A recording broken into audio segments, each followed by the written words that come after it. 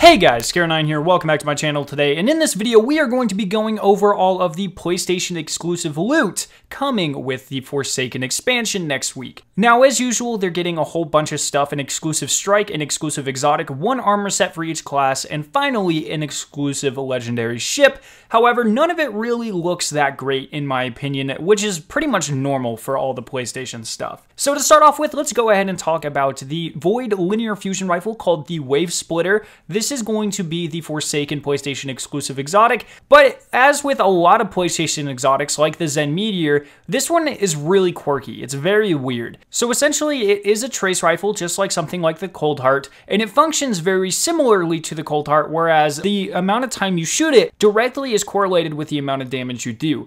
However, the difference is that the Wavesplitter will constantly switch between 3 modes, doing most damage, a medium mode, and a low mode. Now, this is really interesting and, like I said, just really quirky. I don't know why it would be super useful to use this, but as you can see in the gameplay in the background, which does come from the PlayStation blog, by the way, I'll have that linked down in the description below, but as you can see from the gameplay, if you were holding down the trigger and firing this thing continuously, if you look on the canisters on the right side of the gun, whenever all 3 are lit up, you're doing the most damage. Then after a couple of seconds, it'll tick down to 2, and it will be doing the medium amount of damage. And then whenever it goes down to 1, you are doing the lowest amount of damage, and then after a couple of seconds it will reset back to the 3.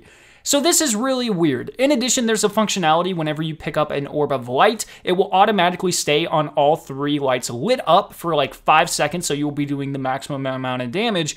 But once again, this is quirky. Why would you use this over something like the Cold Heart if you were looking to use a trace rifle? It doesn't seem to do a crazy amount of damage in any of its states, and honestly, it just seems like one of these really fun, weird exotics that you would use, but nothing that people on PC or Xbox are really going to be sad about not getting. I'm on Xbox, I'm really not that worried about not getting this weapon, just like with the Monte Carlo, just like with the Fourth Horseman, just like with the Zen Meteor and the Jade Rabbit. There's nothing really crazy about this weapon in my opinion. Next, they are getting an exclusive strike called Broodhold. This one's actually pretty cool. You go through and then you will fight a Hive Brood Queen who alternates between a physical and a shadow form, which is very, very, very cool. The boss fight does look like a lot of fun, but once again, we'll get it in a year, and the PlayStation players don't really get anything extra out of it. This is just because Nightfalls cannot be PlayStation exclusive strikes, so it's not like they're getting a weapon or armor piece that we are not getting through the Nightfall exclusive rewards.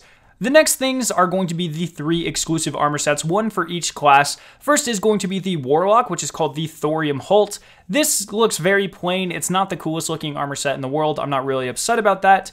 The next one is going to be the Red Moon Phantom set for the Hunter. Once again, I actually hate this armor set. It doesn't look good at all in my opinion, so I'm not upset about that in any way, shape, or form. And then the last one is the only good one in my opinion. It is for the Titan, and it is called the Mimetic Savior. And this one just has a really goofy robot look to it. It looks like a transformer or something. I probably wouldn't use this armor set if I owned it, but it is still pretty cool looking in the long run. And then the final thing they are getting is just a reskinned exotic ship called the Great Beyond. It doesn't look that great, and we already have exotic variants of this on PlayStation and PC. So that is going to be all of the PlayStation exclusive loot down in the description below. If you are on Xbox or PC, are you upset that we're not getting any of this? Like I said, it's all very quirky. The strike is pretty cool, but once again, they're not really getting anything extra from that, and it really doesn't bother me to wait a whole extra year to play just a simple strike like this. It doesn't really have any impact on the story. It's a simple strike, and like I said, they don't get any loot from it.